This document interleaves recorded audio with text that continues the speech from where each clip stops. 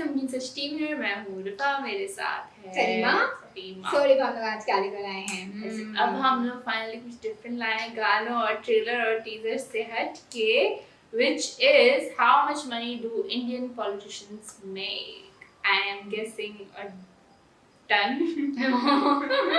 या उससे ज्यादा काफी। तो देखते हैं कि इस बंदे ने अपनी क्या थ्योरी लगाई है और उसमें इमेज ही रखा है पाँव से कब उठा रहे हैं। सोचिए, अगर आपके घर में जो बाई आती है वो क्या काम करती है आपको पता ही ना हो, कितनी सैलरी लेती है आपको पता ही ना हो, इनफैक्ट रोज काम को आती भी है या नहीं आपको पता ही ना हो, तो आप खुद को क्या कहेंगे? अबे साले हमारे पॉलिटिशियंस कितना पैसा कमाते हैं, उन्हें क्या क्या पर्क्स मिलते हैं और इससे एज अ टैक्स पेयर आपकी जेब को क्या फर्क पड़ता है। सवाल काफी इंटरेस्टिंग है और जवाब उससे भी ज्यादा। चलिए आज के इस वीडियो में जानते हैं कि हमारे ये सेवक कितना पैसा कमाते हैं। आई नो कि आपका टाइम बहुत इंपॉर्टेंट है, इसीलिए ये है सारे chapters, but I would highly recommend आप इस वीडियो को एंड तक देखिए और अगर आपको ये वीडियो अच्छा लगा तो अपने दोस्तों के साथ शेयर जरूर कीजिए क्योंकि उनकी भी ये जानकर बहुत जलने वाली है। चैप्टर 1, डेमोक्रेसी का कड़वा सच। डेमोक्रेसी एक काफी सुंदर शब्द है जो हर किसी को शिप का कैप्टन बनने का मौका देता है, किसी भी बेसिस पर डिस्क्रिमिनेशन नहीं करता, सबको एक इक्वल अपॉर्चुनिटी देता है, भले वो इंसान शिप का कैप्टन बनने के लिए क्वालिफाइड हो या ना हो। आपको क्या लगता है एक एमएलए बनने के लिए कितने एजुकेशन की जरूरत होती है? ग्रेजुएशन नहीं। 12th पास? नहीं। 10th पास? बिल्कुल नहीं। आपको किसी भी तरह की एजुकेशन की जरूरत ही नहीं है। ये शायद उस जमाने के लिए ठीक था जब भारत जस्ट आजाद हुआ था, तब हमारा लिटरेसी रेट बस 12% था। आज वो ऑन एन एवरेज 74% तक पहुंच गया है। मुझे बेवकूफ कहिए, लेकिन मुझे ऐसा लगता है कि एक वेल फंक्शनिंग डेमोक्रेसी का गोल अपने सारे पॉपुलेशन को एजुकेटेड बनाना होना चाहिए, एक अनएजुकेटेड पर्सन को लीडर बनाना नहीं। और ये कब होगा? तभी जब मेजॉरिटी लीडर्स जो हमारे कायदे कानून बनाते हैं वो खुद पढ़े लिखे हों, पढ़ाई का इंपॉर्टेंस जानते हो। चैप्टर 2, सिविक्स का क्रैश कोर्स। जल्दी से एक क्विक रिवीजन करते हैं। दो तरह के डेमोक्रेसीज होते हैं, एक होती है डायरेक्ट डेमोक्रेसी जहां लोग सीधा अपने हेड ऑफ स्टेट को चुनते हैं, फॉर एग्जांपल स्विट्जरलैंड, और दूसरी होती है इनडायरेक्ट डेमोक्रेसी जहां लोग अपने पार्लियामेंट्री रिप्रेजेंटेटिव्स को चुनते हैं जो आगे बढ़कर प्राइम मिनिस्टर को चुनते हैं। सिमिलरली स्टेट लेवल पर लोग अपने लेजिस्लेटिव असेंबली के रिप्रेजेंटेटिव्स चुनते हैं जो फिर मिलकर अपना चीफ मिनिस्टर चुनते हैं। भारत एक इनडायरेक्ट यानी रिप्रेजेंटेटिव डेमोक्रेसी है जहां आप ये डिसाइड नहीं करते कि देश का प्रधानमंत्री कौन बनेगा, लेकिन आप ये डिसाइड करते हैं कि आपके एरिया से आपकी प्रॉब्लम्स को लोकसभा या विधानसभा तक कौन पहुंचाएगा। अबे जल्दी बोल, कल सुबह पनवेल निकलना है। फोकस करते हैं सैलरीज पर, एमएलएस की सैलरी, एमपीएस की सैलरी, प्राइम मिनिस्टर की सैलरी और प्रेसिडेंट की सैलरी भी। आगे बढ़ने से पहले एक डिस्क्लेमर, हमें लगा था कि सैलरी डिसाइड करते हुए कोई लॉजिक होगा, जितनी ज्यादा रिस्पॉन्सिबिलिटी उतनी ही सैलरी भी बढ़ेगी, लेकिन लॉजिक और सैलरी एक दूसरे से उतने ही दूर है जितना बॉलीवुड ऑस्कर जीतने से। चैप्टर 3, ये नेता बहुत पैसे है लेता। हर स्टेट के एमएलएस की सैलरी अलग अलग होती है और उनमें भी अलग अलग कंपोनेंट्स होते हैं। सबसे पहले आती है बेसिक सैलरी, उसके बाद आता है कॉन्स्टिट्यूएंसी अलाउंस, यानी आपके एमएलए को एक बहुत बड़ा एरिया कवर करना होता है जिसे कहते हैं कॉन्स्टिट्यूएंसी, तो उनको एक जगह से दूसरी जगह मूव करना पड़ता है जिसमें खर्चा होता है, तो ये खर्चा भी उन्हें प्रोवाइड किया जाता है। वैसे ही कन्वेंस अलाउंस और टेलीफोन अलाउंस भी होता है। प्लस एक एमएलए अकेला थोड़ी काम कर सकता है, उन्हें सेक्रेटरी रखने पड़ते हैं, उनका भी अलाउंस अलग से होता है। ऐसे करके बेसिक सैलरी के ऊपर कई सारे अलाउंसेस डालकर एक अच्छा खासा पैकेज हर एमएलए के लिए बन जाता है। कुछ समय पहले दिल्ली के एमएलएस की सैलरी बढ़ी, आज उनकी सैलरी कितनी है देखते तो हैं। बेसिक सैलरी 12,000 से 30,000 होने वाली है। सिमिलरली सारे अलाउंसेस भी बढ़ने वाले हैं और ये हुई सिर्फ एमएलएस की बात। अगर कोई एमएलए मिनिस्टर वगैरह बन गया तो उनकी सैलरी भी बढ़ती है। वीडियो पॉज करके आप इसे ठीक से पढ़ सकते हैं और जेलस हो सकते हैं कि आप मिनिस्टर नहीं है। बुरा लगता है भाई आप लोग भी। प्लस हर एमएलए को अपनी फैमिली के साथ घूमने फिरने के लिए 1 लाख तक का travel free. But wait, Delhi को टारगेट क्यों करना? उनके एमएलएस की सैलरी टॉप 10 स्टेट्स में है ही नहीं। टॉप पर है तेलंगाना, जहाँ पे एक साधारण एमएलए को हर महीने अलाउंसेस मिलाकर 2,75,000 रुपीज मिलते हैं। महाराष्ट्र में ये नंबर 2,30,000 है। क्या कीजिएगा इस धनराशि का?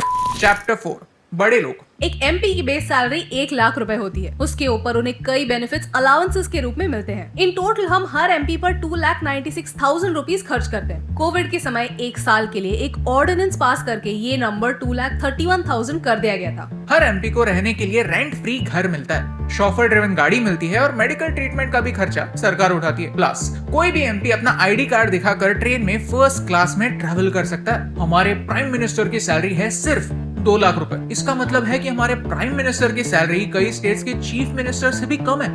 Wait a minute. Chief ministers को खुद की सैलरी के साथ साथ एक एमएलए की सैलरी भी मिलती है। मस्त प्लान है। प्रेसिडेंट की सैलरी है 5 लाख रुपए। एक प्रेसिडेंट को रिटायर होने के बाद हर महीने 1.5 लाख रुपए का पेंशन मिलता है और फिर रिटायर होने के बाद पूरी लाइफ टाइम के लिए रहने के लिए एक बंगला भी मिलता है। अगर आप कभी भी एमपी बने और 5 साल कंप्लीट किए तो आपको मिनिमम 20,000 रुपीज का पेंशन फुल लाइफ टाइम के लिए मिलेगा। इन टोटल 4 सालों में सरकार ने 1997 करोड़ सिर्फ एमपीज के सैलरी पर खर्च किए थे। आपको जानकर हैरानी होगी कि आज तक सिर्फ एक एमपी ने रिटायर होने के बाद अपना पेंशन लेने से इनकार किया, अग्री किया है कि उन्हें इस अमाउंट की जरूरत नहीं, ये अमाउंट देश की भलाई के लिए काम आ सकती है। Remember, just one.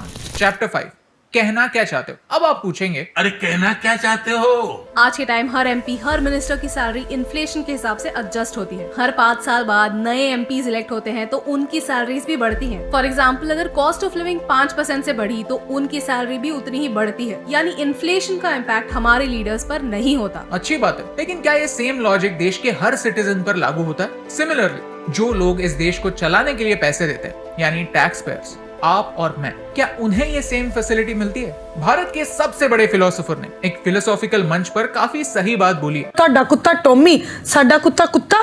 तो क्या करें, देश छोड़ दें, क्रिटिसाइज करते बैठे, या सोफे पर बैठकर कहें इस देश का कुछ नहीं हो सकता? बिल्कुल नहीं, लेकिन सही सवाल करें। कॉलेज में 75% अटेंडेंस कंपलसरी होती है, नहीं तो पनिशमेंट मिलती है, तो पार्लियामेंट में क्यों नहीं? अगर पार्लियामेंट में आने के लिए डेली अलाउंस मिलता है तो पार्लियामेंट में न आने के लिए डेली पैसे कटने चाहिए। ये इमेज ये रिवील करता है कि कौन से स्टेट के एमपीज पार्लियामेंट में कितनी बार आते हैं, क्या अटेंडेंस रखते हैं और कितने सवाल करते हैं। वैसे ही आज जो लीडर्स इलेक्ट होकर आए हैं उनमें से 60% पर केसेस हैं, 20% सीरियस ऑफेंसेस है। इसमें मर्डर और अटेम्प्ट टू मर्डर भी शामिल है। सोचिए, अगर आप एक प्राइवेट कंपनी में काम कर रहे होते और आपके ऊपर ये सारे सीरियस केसेस चल रहे होते तो क्या आपकी नौकरी रहती? हमारे कॉन्स्टिट्यूशन के आर्टिकल 102 में उन क्राइटेरिया को मेंशन किया है जिनके थ्रू किसी एमपी को डिस्क्वालीफाई किया जा सकता है। इस लिस्ट में क्रिमिनल ऑफेंसेस ऐड होने की जरूरत है। जैसे हर 5 साल बाद कॉस्ट ऑफ लिविंग के हिसाब से एमपीज की सैलरी बढ़ती है, वैसे ही कुछ सालों में टैक्स लिमिट्स ऑटोमेटिकली बढ़ने चाहिए जिनसे टैक्स पेयर्स को कुछ राहत मिले। A few years ago, the Prime Minister asked people to give up LPG subsidy voluntarily, and I feel that was a good move. At the same time, मुझे लगता है कि ये option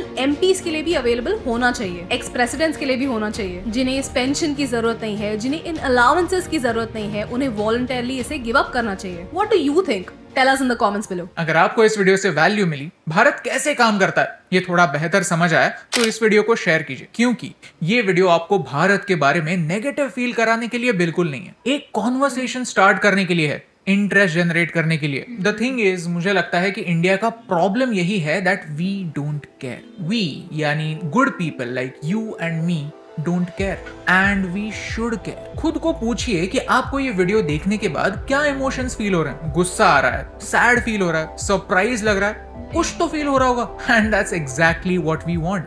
we want you to feel something, anything, because you only feel things for the things you actually care about. हमारा नेता हमारा leader होने के साथ साथ हमारा सेवक भी है, हमारे लिए काम करता है, हमसे सैलरी लेता है और हमसे ही अकाउंटेबिलिटी भी रखता है। और इसीलिए हमें ये पता होना जरूरी है कि हर महीने हम हमारे पीस ऑफ माइंड के अलावा उन्हें क्या क्या देते हैं। और यही इंपॉर्टेंट बात आप तक पहुंचाने से मुझे फर्क पड़ता है। बहुत अच्छी वीडियो बनाई थी। बहुत अच्छी तरीके से एक्सप्लेन किया नहीं, था। हम सैड नहीं है, एंग्री नहीं है, सरप्राइज नहीं है, but we do care. And जैसे कि जिस तरीके से उसने बताया कि ना उनके बारे में पॉलिटिशियन, इट्स थोड़े से सरप्राइज है, ऐसा नहीं बोलना चाहूँगी। अच्छा, हाँ, कि क्या? Prime minister 2 lakh I wasn't expecting. मुझे लगा था प्राइम मिनिस्टर और प्रेसिडेंट ऑलमोस्ट इक्वल या इवन। तो Right, सबकी और रिस्पॉन्सिबिलिटी और like, टास्क पे भी हाँ, डिफरेंट होता है ना कि उसके Prime ऊपर क्या Minister क्या की है, होती है तो अच्छी उसी बात। बेस पे। हाँ, और मतलब कुछ चीजें थी जो हाँ काफी पता था कि ऐसा तो होता है कि इनजस्टिस जैसा कि उनकी हमेशा उस हिसाब से बढ़ती है सैलरी, जैसे उसने एक्सप्लेन किया था कि इन्फ्लेशन बढ़ रहा है तो उनको 5% बढ़ा के एमएनएस और उन सबको देते हैं, लेकिन जो आम लोग हैं उनकी क्या सैलरी उसी परसेंट से बढ़ रही होती है? That was a really good question because that doesn't happen over here as well. ये मसला है कि जब उनको मिल रहा है उनका पैसा तो हमें आम लोगों को क्यों नहीं मिल रहा, और जब हम लोग टैक्स पे कर रहे हैं, हमारे टैक्स बढ़ता जाता है, सैलरी में से कटता जाता है ज़्यादा टैक्स, तो जब उनको टैक्स मिल रहा है तो हमारे पास वो क्यों नहीं वो होके आ रहा है, तो that was really good. Like बहुत अच्छे से उसने नाइसली लाइक एक्सप्लेन करके बताया पूरा। नो डाउट यानी इतनी ज़्यादा मैं सरप्राइज नहीं हुई, वैसे थोड़ी सी मैं भी हुई थी। सही बोल रही है ये कि हमारे माइंड में तक कितना लाइक अर्न करते हो, और जिसके बारे में पूरा वो उनका और ये रफ होगा, हाँ रफली बताया होगा, ऑफ कोर्स इतना फिक्स तो नहीं बताया होगा, इतना अपना उनके पास जितना उन्होंने रिसर्च किया था Information उसके होगी। हिसाब से उन्होंने बताया। एंड बाकी जो अलाउंसेस वगैरह वो कहते हैं वो तो जाहिर है वो तो वैसे ही डिजर्व करते हैं, इसलिए क्योंकि वो पूरे यार बहुत सारे लाइक पब्लिक और अपने एरिया और सबको लेके चल रहे होते, तो उस हिसाब से तो उनको पूरा उठना बैठना चलना But एंड उसकी ये- हेल्थ का केयर हाँ, करना, ये तो ये है, सब but चीज़ तो बहुत नेसेसरी पॉइंट है। ये था ना कि अगर उनको सारी फैसिलिटीज हाँ। मिल रही हैं तो वो भी तो प्रोवाइड करें ना, जिनके लिए वो काम कर रहे हैं, उनकी जो रिस्पॉन्सिबिलिटी, उनकी जो जॉब है। जैसे कि उसने बताया था कि इतने सारे मर्डर के केसेस हैं जो अभी तक अनसॉल्व्ड हैं, तो अगर ऐसे किसी पुलिस स्टेशन में हो रहा होता तो उनको तो निकाल देते ड्यूटी से कि आप लोग ने इतने सालों से ये वाले केसेस नहीं सॉल्व किए। तो similarly same goes for them, क्योंकि उन पे भी इतना स्ट्रिक्ट होना चाहिए, सो दे डू वर्क जो उनका काम है। अगर उनको इतनी फैसिलिटीज मिल रही हैं तो अपना जॉब काम भी भी करें करे ना, अच्छे ऐसा से। हो। और ये भी Agree. बात आई लाइक कि जिनको ज़रूरत नहीं है पेंशन की, हाँ। तो वो पैसा हम कहीं और लगा दें, Utilize कर सकते हैं, ज़रूरतमंद जो लोग हों उन पे लगा दें। बिकॉज मोस्टली जो होते हैं गवर्नमेंट एम्प्लॉयज़, जो भी गवर्नमेंट में आते हैं, वो काफ़ी वेल ऑफ होते हैं, लाइक दे डोंट नीड इतना कि पेंशन्स। तो हाँ समझ आता है कि वो गवर्नमेंट एम्प्लॉयज़ को मिलनी चाहिए, लेकिन हाँ इफ दे डोंट नीड तो इट्स बेटर कि अब वो किसी तो उन्हीं पे ही है ना कि वो हाँ, खुद ही या तो ऐसा हो हाँ सके उसने खुद ही यही अपने तो लिए- हाईलाइट किया ना कि सिर्फ एक ही बंदा था जिसने जो है ना बोला था, मना किया था कि मुझे पेंशन नहीं चाहिए, सिर्फ out of all of them was only one. तो यही हाईलाइट करना चाहा था कि जरूरत जहाँ हो वहाँ ज्यादा लगाए, एटलीस्ट एक में तो आगे नहीं लाइक हाँ, बोला वो तो सही वेल। काफी बड़ी बात। तो हम अपनी वीडियो यहाँ पे एंड करते हैं। आई होप आपको हमारा रिएक्शन अच्छा लगा होगा, और अगर अच्छा लगा है तो guys like share subscribe and don't forget to press the bell icon.